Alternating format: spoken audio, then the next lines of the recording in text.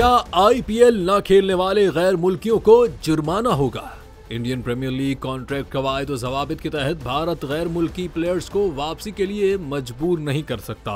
Media reports के मुताबिक IPL कवानीन के तहत अगर खिलाड़ी गैर मामूली हालात जैसा कि जंग, कुदरती आफात या फिर सियासी बदनज़मी की सूरत में मुआहदों पर अमल दरामद न करने के लिए आज़ाद होंगे और इसके लिए उन्हें भारतीय क्रिकेट बोर्ड और फ्रेंचाइजर्स की इजाज़त दरकार नहीं होगी। पाकिस्तान के हाथों जंगी मैदान पर शिकस्त के बाद भारतीय बोर्ड ने आईपीएल को दोबारा शुरू करने का ऐलान तो कर दिया है, ताहम गैर मुल्की क्रिकेटर्स लीग में वापसी को खतरा समझते हुए वापसी से इनकार कर रहे हैं, जबकि दीगर बोर्ड्स भी अपने प्लेयर्स की सिक्योरिटी पर सवाल उठा रहे हैं।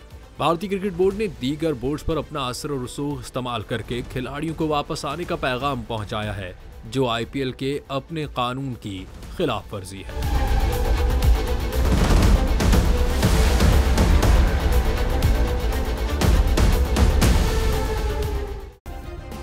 सब्सक्राइब करें और बेल दबाएं ताकि कोई खबर रह न जाए।